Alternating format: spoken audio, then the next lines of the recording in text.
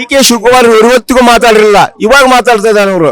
ಈ ಕಾರ್ಮಿಕರ ನೋವನ್ನ ಡಿ.ಕೆ. ಶಿವಕುಮಾರ್ ಅವರು ಇವತ್ತಿನ ದಿವಸ ಗಮನಿಸಿ ಏನಿದು ಸಾರಿಗೆ ನೌಕರರು, ಯಾಕಂದ್ರೆ ಅವರು ಬರೀ ಅವ್ರ ಕುರ್ಚಿ ಇವ್ರ ಕುರ್ಚಿ ಅವ್ರ ಕುರ್ಚಿ ಫೈಟ್ ಮಾಡ್ತಾ ಹೋಗ್ತಿರ್ಬೇಕಾದ್ರೆ ಈ ಬೆಂಗಳೂರು ಚಲೋ ಗಮನವನ್ನ ತಲೆಯಲ್ಲಿಟ್ಕೊಂಡು ನಿನ್ನೆ ದಿವಸ ಮುಖ್ಯಮಂತ್ರಿಗಳು ಈ ಒಂದು ಆದೇಶವನ್ನು ಹೊರಡಿಸಿದ ನಂತರ ಈ ಡಿ.ಕೆ. ಶಿವಕುಮಾರ್ ಅವರು ಇವತ್ತು ಸಾರಿಗೆ ನೌಕರರ ಬಗ್ಗೆ ವಿಚಾರ ಮಾಡಿದ್ದಾರೆ. ಅವರಲ್ಲಿ ಸಿಕ್ಕಾಪಟ್ಟೆ ಸಾವಿರಾರು ಕೋಟಿ ಇದೆ.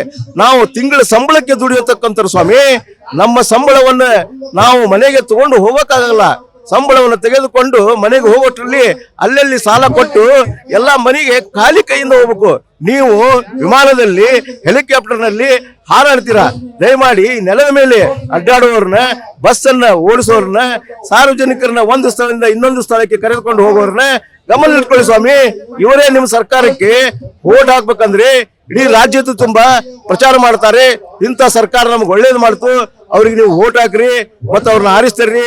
ಒಳ್ಳೆ ಸರ್ಕಾರ ಇರ್ಲಿ, for the people, from the people, to the people ಅನ್ನೋ ಸರ್ಕಾರ ರಾಜ್ಯದಲ್ಲಿ ಬರಲಿ ಅಂತ ಹೇಳಿ ನಾವು ಆರಿಸ್ತೇವೆ ಅಂತ ಹೇಳಿ ಈ ಮೂಲಕ ಡಿ.ಕೆ. ಶಿವಕುಮಾರ್ ಸಾಹೇಬ್ಗೂ ಸಹ ಹೇಳ್ತಿದ್ದೀನಿ. ದಯಮಾಡಿ ನೀವು ಆ ಟೈಮ್ನಿಂದನೇ ನಮ್ಮ ಬಗ್ಗೆ ನೀವು ಕನಿಕರ ತೋರಿಸಿದ್ರಿ, ನಮಗೆ ಬಹಳ ನಿಮ್ಮ ಬಗ್ಗೆ ಹೆಮ್ಮೆ ಇರ್ತಿತ್ತು. ಇದೀಗ 2 ದಿವಸದಲ್ಲಿ ನೀವು ಈ ಒಂದು ವಿಷಯವನ್ನ ಈ ಮೀಡಿಯಾದರ ಮುಂದೆ ತರ್ತಿದ್ದೀರ ಅಂದ್ರೆ ದಯಮಾಡಿ ನಮ್ಮ ಬಗ್ಗೆ ಈಗಾದ್ರೂ ನಿಮಗೆ ಕಣ್ಣು ತೆರೆದಿದೆ ಅಂದ್ರೆ ದಯಮಾಡಿ ತಾವಾದ್ರೂ ಮುಖ್ಯಮಂತ್ರಿಗೆ ಹೇಳಿ ಈ ನಿನ್ನೆ ಮಾಡಿರೋ ಆದೇಶವನ್ನು ಮರುಪರಿಶೀಲಿಸಿ ದಯಮಾಡಿ ನಮಗೆ 38 ತಿಂಗಳ ಬಾಕಿ ಹಾಗೂ 1/1/2024 ಜಾರಿ ಆಗಬೇಕಾದ ವೇತನ ಪರಿಷ್ಕರಣೆಯನ್ನು ಮಾಡಿಕೊಟ್ರೆ ದಯಮಾಡಿ ನಿಮಗೆ ಬಹಳ ಪುಣ್ಯ ಬರ್ತದೆ. ತಾವು ಹಲವಾರು ದೇವಸ್ಥಾನಗಳಿಗೆ ಹೋಗಿ ಒಂದು ಪೂಜೆ ಪುನಸ್ಕಾರ ಮಾಡ್ತಿದ್ರಿ, ದಯಮಾಡಿ ಅದನ್ನು ಬಿಟ್ಬಿಡಿ.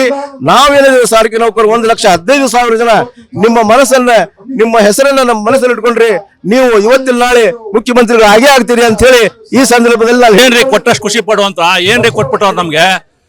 2020ರಲ್ಲಿ ಪೇ ಫಿಕ್ಷನ್ ಬೇಕಾಯ್ತು, ಅದನ್ನ 2023ಕ್ಕೆ ಮಾಡಿದ್ದಾರೆ. 2024 ಮತ್ತೆ ಮಾಡಬೇಕು. ಅದ್ರದ್ದು ಅರಿಯಾಸ್ಗಳು ಕೊಟ್ಟಿಲ್ಲ ಇನ್ನೂ. ಹಳೆ ಪೇ ಫಿಕ್ಷನ್ ಹಂಗೆ ಇದೆ ಇನ್ನೂ. ಇವರು ಕೊಟ್ಟಷ್ಟು ತಗೊಂಡ್ರೆ ಏನ್ರಿ ನಾವು ಭಿಕ್ಷುಕ್ರೇನ್ರಿ? ನಾವು ಕಷ್ಟ ಬಿದ್ದು ದುಡಿತಾ ಇಲ್ವಾ? ನಾವು ದುಡ್ದಿದ್ದನ್ನು ಕೇಳ್ತಾ ಇದೀವಿ. ಅವ್ರು ಎಕ್ಸ್ಟ್ರಾ ಏನ್ ಕೇಳ್ತಿಲ್ಲ ನಾವು ಅವ್ರಿಗೆ. ನಾವು ಎಕ್ಸ್ಟ್ರಾ ಏನ್ ಕೊಡು ಅಂತ ಕೇಳ್ತಿಲ್ಲಪ್ಪ ಅವ್ರಿಗೆ. ನಾವು ದುಡ್ದಿದ್ ಕೊಡಪ್ಪ ನಮ್ಗೆ.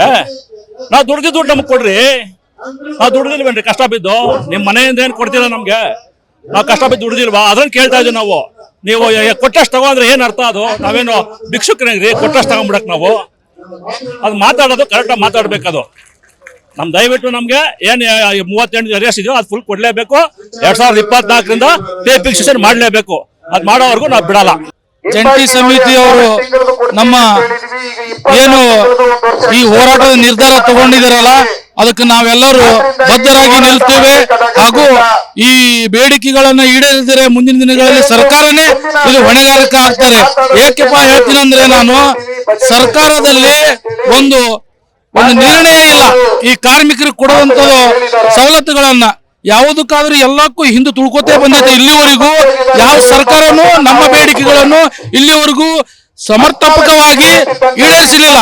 ಹಾಗಾಗಿ ಈ ಚಳವಳಿ ಎಲ್ಲ 5-6 ಚಳವಳಿ ನಾವು ಮುಗಿಸ್ಕೊತ ಬಂದಿದ್ದೇವೆ. ಇಲ್ಲಿವರೆಗೂ ನಮ್ಮ ಬೇಡಿಕೆಗಳನ್ನು ಈ ಸರ್ಕಾರ ಕಿವಿಯಲ್ಲೇ ಹಾಕ್ತಾ ಹೋಗೋದಿಲ್ಲ. ಏಕಾಏಕಿ ತಮ್ಮ ನಿರ್ಧಾರಗಳನ್ನು ಪ್ರಚಲಿತವಾಗಿ ಪ್ರಕಟಣೆ ಮಾಡೋದು ಬಿಟ್ರೆ ಕಾರ್ಮಿಕರದ್ದು ಏನು ಕುಂದುಕೊರತೆ ಐತಲ್ಲ ಅದ್ರ ಬಗ್ಗೆ ಯಾವುದೇ ನಿರ್ಣಯ ತಗೋಲಿಲ್ಲ.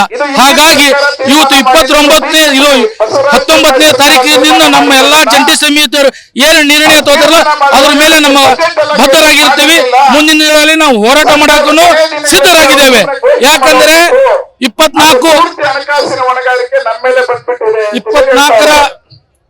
24ರ ಬೇಡಿಕೆ 1/1/24ರಿಂದ ವೇತನ ಪರಿಷ್ಕರಣೆ ಆಗಬೇಕು. 38 ತಿಂಗಳು ಹಿಂಬಾಕಿಯ ವೇತನವನ್ನು ನಮಗೆ ಸಂಪೂರ್ಣ ಸರ್ಕಾರದಲ್ಲಿ ಕೊಡಬೇಕಂತ ಸರ್ಕಾರದಲ್ಲಿ ನಾನು ಪ್ರಾರ್ಥನೆ ಮಾಡ್ತೇನೆ. ದಯವಿಟ್ಟು ಈ ತರ ಕಾರ್ಮಿಕರಿಗೆ ನೀವು ತೊಂದರೆ ಕೊಡಬಾರದು ಅಂದ್ಕೊಂಡು ನಾನು ವಿನಯಪೂರ್ವಕವಾಗಿ ಕೇಳ್ಕೊತಿದ್ದೇನೆ. ಧನ್ಯವಾದಗಳು.